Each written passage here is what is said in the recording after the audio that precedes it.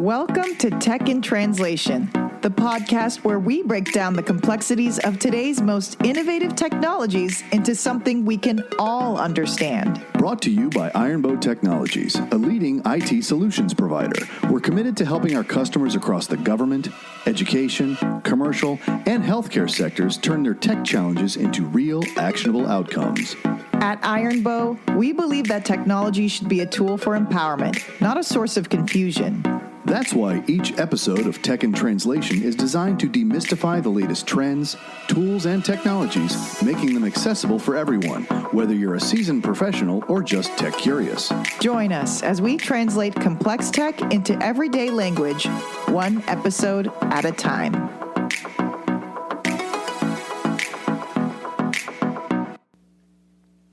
Welcome back to Tech in Translation. I'm your host for today, Fran Eletrush Ukejiofo. Today, we're exploring how CSfC Commercial Solutions for Classified is helping agencies and organizations build secure, modern infrastructure that can stand up to future threats like quantum computing. Joining us today is Stacy, Managing Director of Networking in the Office of CTO, and Dylan Lamarre, CSfC Solutions Architect at Ironbow. Together, they bring a deep understanding of infrastructure modernization and infrastructure security strategy. Welcome, Keith and Dylan, to the show. Before we get started, let's learn a little bit more about you two. Let's start with you, Keith. Tell us about yourself. Thanks, Fran. I have about 25 years of cybersecurity and enterprise infrastructure background. Before starting at Ironbow, I was 10 years a Department of Defense contractor for Afghanistan, Kuwait, and Germany. It was in 2015 when I was introduced to CSfC as I was deploying the solution for U.S. European Command, or EUCOM, in Germany, Patch Barracks. That's where I fell in love with the solutioning and decided that this is the path I wanted to go. Amazing, and such great on-the-ground experience, especially in defense tech. So thank you. How about you, Dylan? Thanks, Fran. So similar background to Keith, about 20 years experience in IT, commercial. So about 15 years of that would be DoD focused. So about 15 years of DoD experience over in Southwest Asia. That's initially where I was introduced to CSfC as a pilot proving ground for ARCENT, Army Central Command. After that, I spent some time at Special Operations Command at Tampa and oversaw their CSfC program prior to joining Ironbow about 2 years ago. Amazing. So both of you really deep expertise in the area. So let's get after it. What exactly is CSfC and how can an organization apply it effectively to its infrastructure? So I'll go ahead and just read straight off of the NSA's FAQ. They define commercial solutions for classified as the NSA's commercial cybersecurity strategy that leverages industry innovation to deliver solutions with efficiency and security.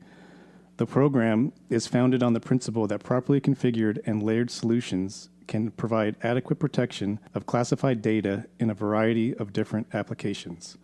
NSA and CNSS policy actually mandate that customers look at CSfC as the first option to be considered in protecting classified information.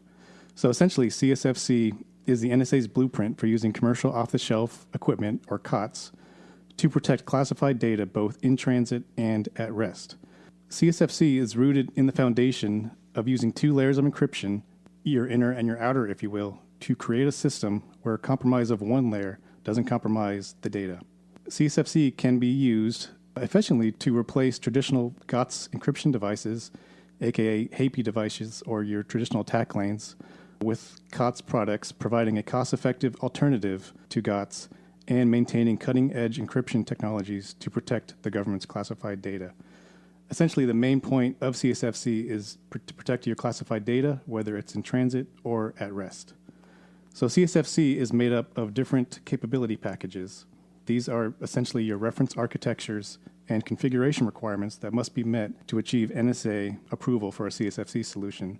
Some of these capability packages would be your mobile access solution for remote access, multi-site connectivity for site-to-site connectivity, and TACLANE replacement for on-base solutions.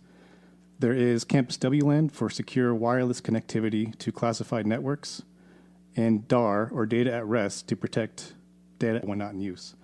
So combining those capability packages provides customers with the blueprint to design CSfC solutions. Another part of CSfC is you can't just use any components. You have to use components that have been approved and vetted for use within CSfC. These components have undergone common criteria evaluation through NIAP and are approved for use on national security systems. So in essence, think of CSfC not as a product, but as a cookbook using the right ingredients, components, configured according to the recipe or your capability package. Ooh, I like that. Applying CSfC effectively starts first with defining the organization's goals or mission needs and identifying where CSfC can address these. This will determine which capability package most aligns with what the organization is wanting to achieve, whether that's providing remote access for classified users or replacing TACLANEs on base. More recently, as we're seeing, CSfC can be used to help prepare the infrastructure to be quantum resistant. Selecting the right components is another step in applying CSfC effectively. Not only do components need to be selected from the list of approved products, but choosing the correct components that are most suitable for the customer's environment helps ensure a successful and enduring implementation. Lastly, the solution needs to be registered with the NSA. So anyone who's completed a CSfC registration knows it is a lengthy process filled out with completing hundreds of requirements as well as other supporting documentation. This is where the role of a trusted integrator is important.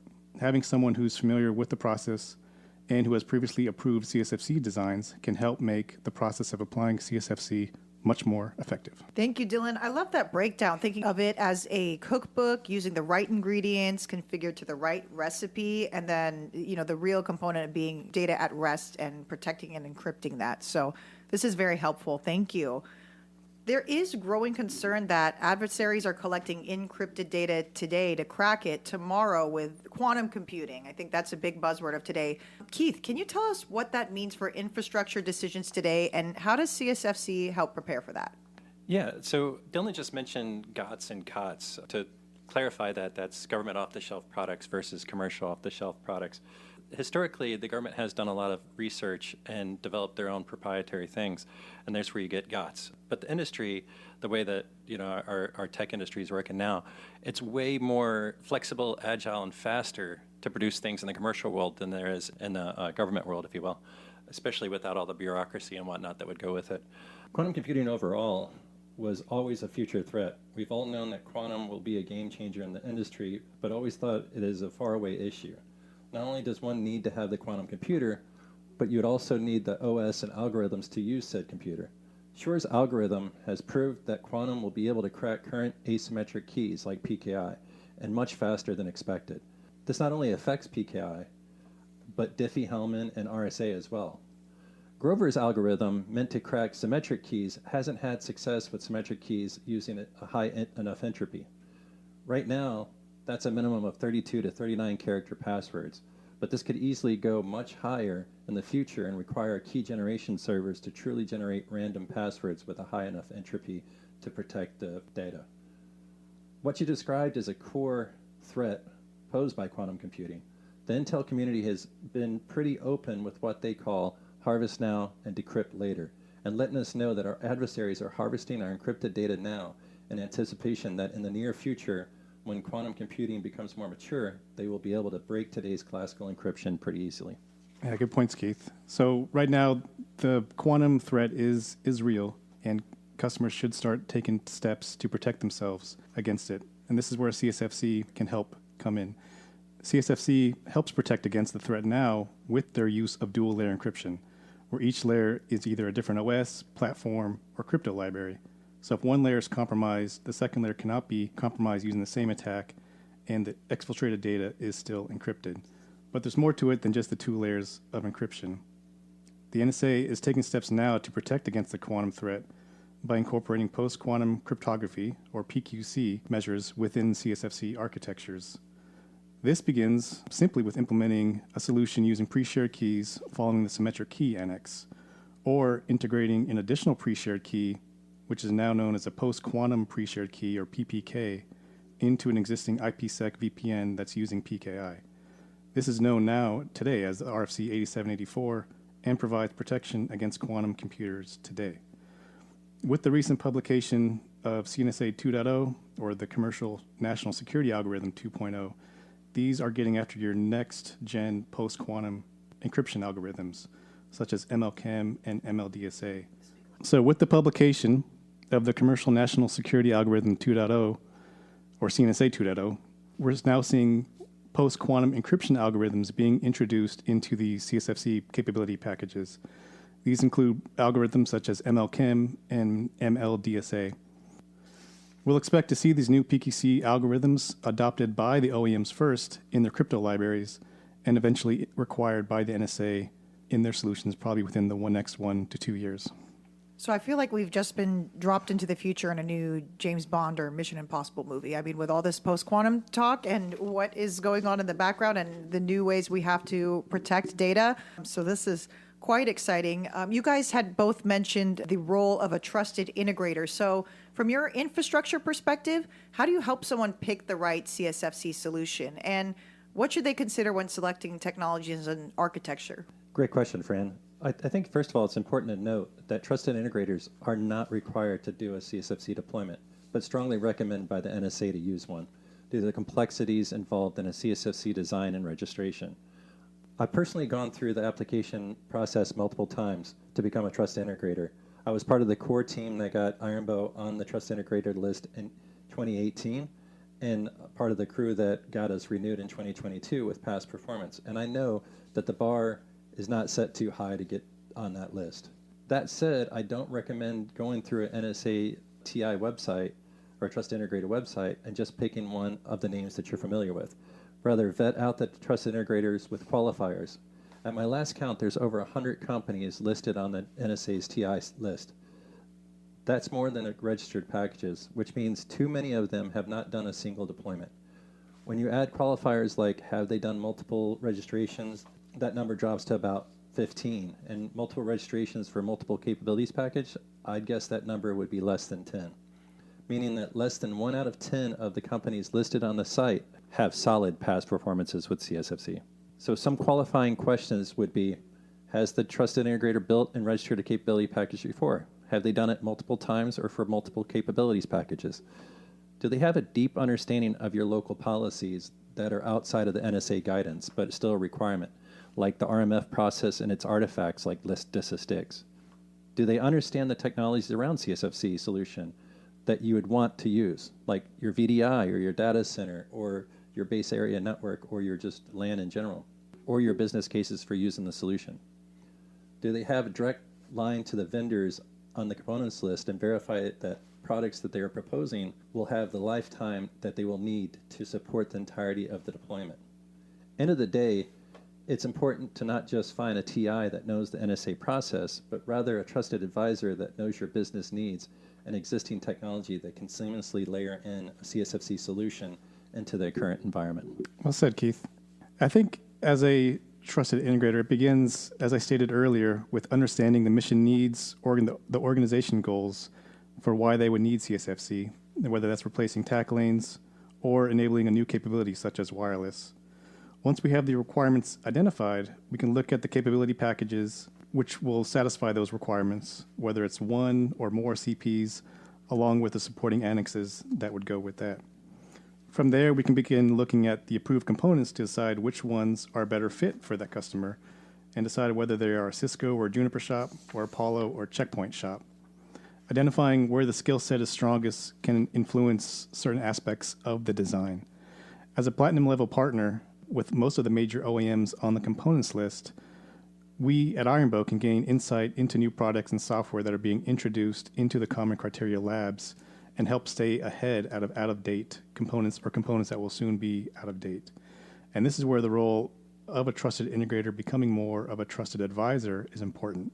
Understanding the customer's environment well enough to select the appropriate components not only satisfies compliancy with the NSA, but ensures a long-term sustainability of the CSfC architecture for years to come. Having a trusted advisor like Ironbow not only can guide a customer through the complexities of that CSfC registration process, but also support the equally lengthy process of completing the RMF package, which is often overlooked but a necessary step to achieve the appropriate approval with the customer's approving authority.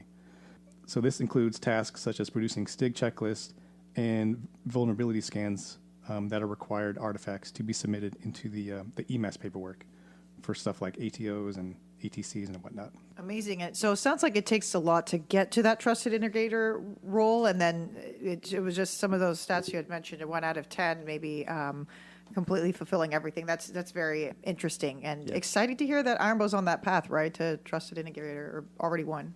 I think it's understood in the community that it's way easier to get on that trusted integrator list than it should be.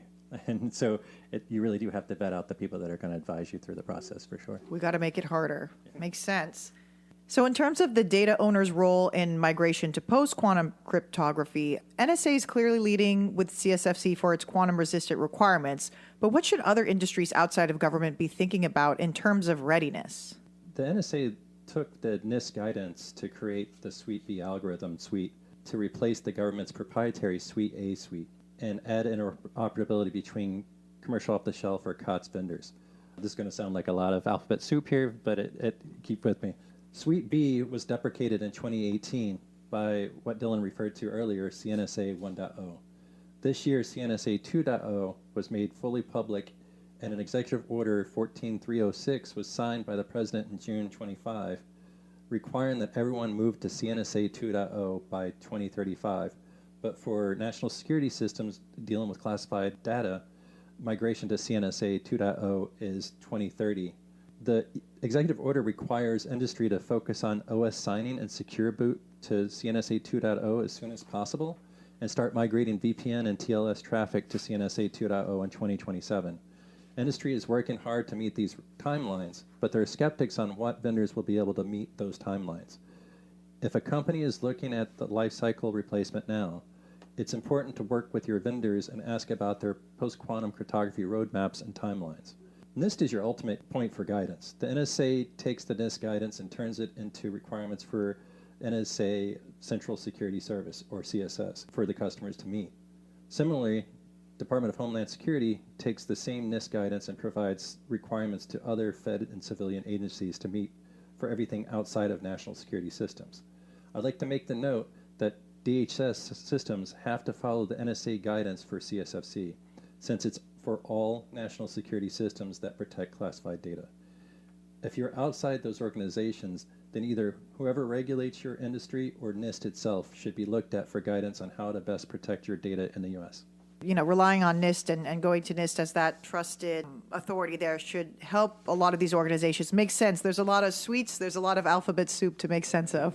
Yeah, the problem with the NIST is they have a lot of great ideas and great guidance, but they have no power to regulate or mandate people to do things. So you have to go to the organization that's going to regulate your industry to find your true guidance. So where do you see CSfC or similar security models being applied outside of traditional government sectors? So think like financial services or banking. What say you, Dylan? So while CSfC is unique to the government, we are beginning to see CSfC-like or CSfC Lite architecture adopted into critical infrastructure sectors such as financial, energy, and healthcare. Some of the core fundamentals of CSfC, such as the layered crypto, diversity of vendors and cryptographic libraries, certificate-based VPNs, and continuous monitoring, provide these industries with a high assurance that their data is protected. Now, with post-quantum cryptography concerns, also have the industry looking at guidance from NIST and the NSA on how to adequately prepare for and protect against the emerging quantum threats. Even at the NSA conference this last year in May, we saw non-U.S. personnel in attendance, specifically Canada and the UK, that were basically there to learn what the NSA is positioning and how their country's NSA equivalent can mirror some of those policies. Oh, wow. So we really are kind of the path makers in this, setting the trajectory in terms of the U.S., so that's very exciting. Have you seen CSfC thinking adopted in the commercial sector yet? And if not directly, are there signs that companies are exploring ways to bring these principles into their design and architecture? The majority of commercially encrypted traffic is TLS and not IPsec or MACsec. To add to Dylan's last answer, I do see commercial taking on some of the aspects of CSfC, whether it's just adopting the latest encryption algorithms, the dual-layered approach, or monitoring requirements. You know, they can, like they're going to have to migrate between CNSA 1.0 and 2.0, at least by 2035, and start that migration by 2027 and hit those roadmap timelines. They could layer on a second tunnel to either obfuscate the VPN traffic or better protect it with a different crypto library. You could get better insights into the full data path of any sensitive data in transit as well. I think these are all important things to do no matter what industry you're in. Overall, commercial needs to move to post-quantum cryptography as fast as possible, and we'll use the same guidance for NIST that the NSA is using for CSfC. As Keith said, so it sounds like it's not just for defense, it's not just for federal agencies. Commercial needs to get on board as well. All the businesses out there. So very important takeaway. But speaking of takeaways, just to kind of wrap us up here with a little bow, if there's one message you want IT leaders to walk away with about CSfC and infrastructure modernization, what is it? We'll start with you, Keith. Recognize today that quantum is a threat to our current encryption algorithms, and work closely with your trusted advisors to make sure any new procurements moving forward have PQC roadmaps. Otherwise, you may have to replace them again before their next life cycle is up. If you're a customer that handles classified data, either at rest or in transit, per the NSA mandate, you should be looking at migrating to CSfC now and start your journey to replacing legacy Type 1 encryption devices. I hope our audience is taking note. Time to start the journey, start migrating to CSfC now. How about you, Dylan? So I think right now organizations need to start inventorying their equipment and identify what can and will be able to support post-quantum cryptography going forward. So organizations need to start inventorying their equipment and identify what will be able to support post-quantum cryptography going forward. Also, looking at their data and determining if it needs longer protection, so 20 plus years. That needs protection now to be prepared for the quantum computers. Customers can also, if they need to, start with the transport layer and implement a CSfC architecture that protects against the quantum computers. Customers that have VPNs now, if they're not already doing so, they should be using the higher strength encryption algorithms now, such as AES 256, which is for encryption, or a higher hashing algorithm such as SHA-384 or SHA-512. Those are proven to be post-quantum, to protect against post-quantum cryptography. Additionally, using pre-shared keys at an appropriate length, which is 256 bits of entropy. Also looking at devices that support, as I mentioned before, RFC 8784, that post-quantum pre-shared key that is now there to protect against the quantum computers. Longer-term protection that require full support of post-quantum cryptography, the post-quantum cryptography algorithms, such as MLChem and MLDSA. So as the vendors introduce these algorithms to their firmware and new hardware, customers should be looking at incorporating those into their architecture. Taking the steps now to familiarize themselves with the different post-quantum cryptography algorithms, as we'll most likely see NIST continue their research into new standards that can be applied going forward. Also, engage with the OEMs to learn which post-quantum cryptography algorithms they do plan on supporting in the future. A good place to start, especially for any audience members who are nervous right now and saying, oh, sugar, where do we start with all this? So it sounds like, again, making sure to start with NIST and start with the transport layer, start migrating to CSfC. So let's look in the crystal ball a bit. Let's look to the future. Dylan, how do you see secure infrastructure evolving over the next few years, especially with quantum computing and next-gen cyber threats on the horizon? So for now, protecting our data from the quantum threat is the main goal. Ultimately, we'll need to embrace quantum and start building and modifying our infrastructure to support it. Quantum is a completely different animal compared to what we were dealing with before, which requires new architecture, specialized technologies, hardware, and ultimately adoption to support it. Further developments in quantum networking, quantum cryptography, such as quantum key distribution, KQD, or quantum random number generators, those will continue to mature and could bring enhancements to cryptography that will need to be considered. Ultimately, I think preparing your infrastructure to be crypto-agile, or some sort of hybrid crypto, supporting both old and new, but preparing for newer algorithms that come out, will give one the ability to easily change out algorithms as they become standardized without having to rip and replace hardware going forward. I mean, wow, from post-quantum to crypto-agile, hybrid crypto, the future is definitely looking exciting. Thank you so much, Keith and Dylan, for joining us today. Thanks, Fran. Thanks, Fran. If you enjoyed this episode, subscribe to Tech in Translation on your favorite podcast platform. And for more insights on CSfC and the future of post-quantum, please make sure to visit ironbow.com. Thanks again, and we'll see you next time.